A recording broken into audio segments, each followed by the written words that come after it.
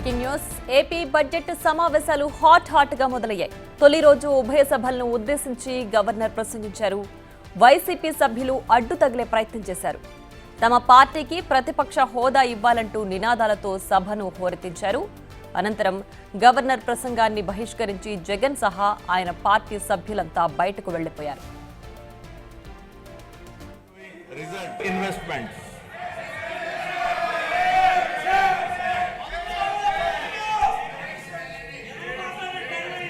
Today, 2,480.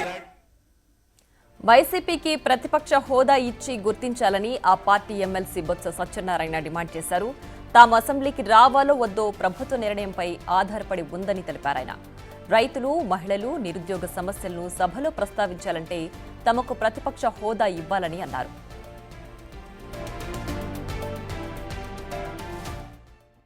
ప్రతిపక్ష హోదా ఇవ్వాలి మాకు. ఎందుకంటే ఏ రకంగా ఆలోచన చేసుకున్నా సభలో ఉండి రెండే పక్షాలు, ఒకటి కూటమి అధికార పక్షం కూటమి, రెండు ప్రతిపక్షం వైఎస్ఆర్సీపీ పార్టీ.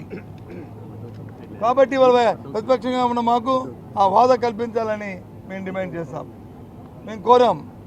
ఇవాళ మిర్చిరైతే పడుతున్న ఇబ్బందులు, వారికి వాళ్ళ ఆక్రందనలు ఏదైతే మా నాయకుడు గుంటూరు వెళ్ళి మిర్చార్టీకి వెళ్ళి ఆ రోజు రైతుల కష్టాలు సుఖాలు తెలుసుకున్నప్పుడు కానీ ఈ ప్రభుత్వానికి అప్పటి వరకు కూడా చెమ్మకుట్టినట్లేదు.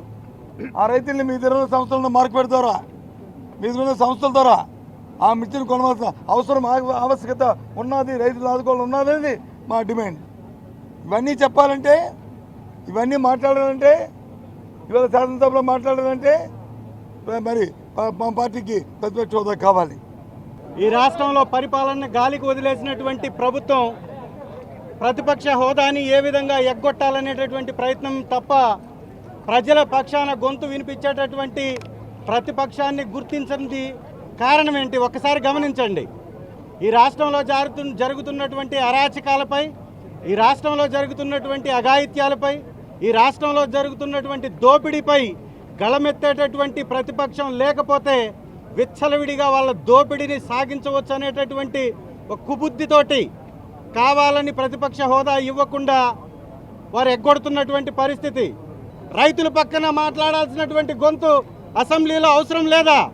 రైతులకి గతంలో 20 క్వింటాళ్ళు ఎకరానికి వచ్చి 24,000 రూపాయలు కింటాకి మద్దతు ధర ఉన్న చోట దాదాపు సగం దిగుబడి వచ్చి సగం రేటుకు పడిపోయినా కూడా వారి వైపున మాట్లాడడానికి, అసెంబ్లీ సాక్షిగా మాట్లాడడానికి ప్రజాపక్షమైనటువంటి ప్రతిపక్షం ఉండాలా లేదా? ఉన్నవి 4 పార్టీలు, అందులో 3 పార్టీలు అధికార పక్షంలో ఉన్నాయి. మిగిలిన వైఎస్ఆర్ కాంగ్రెస్ పార్టీకి ఎందుకు ప్రతిపక్ష హోదా ఇవ్వరు? అసలు దేశ చరిత్రలో కానీ మిగతా రాష్ట్రాల్లో ఎక్కడైనా ప్రతిపక్షం లేని అసెంబ్లీ ఉంటుందా? అది ఆంధ్రప్రదేశ్లో మాత్రమే కనిపిస్తూ ఉంది. అసలు ఢిల్లీలో ఒకసారి 3 బీజేపీ ఎమ్మెల్యేలు ఉంటే వాళ్ళకి ప్రతిపక్ష హోదా ఇచ్చారా లేదా? మరి ఆంధ్రప్రదేశ్లో ఎందుకు ఇవ్వట్లేదు? వీళ్ళకి భయం.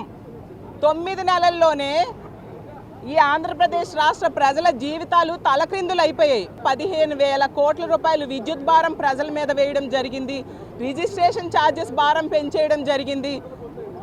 నిత్యావసర సరుకుల ధరలు అయితే 60% పెంచడం ఈ కూటమి ప్రభుత్వం అధికారంలోకి వచ్చాక జరిగింది.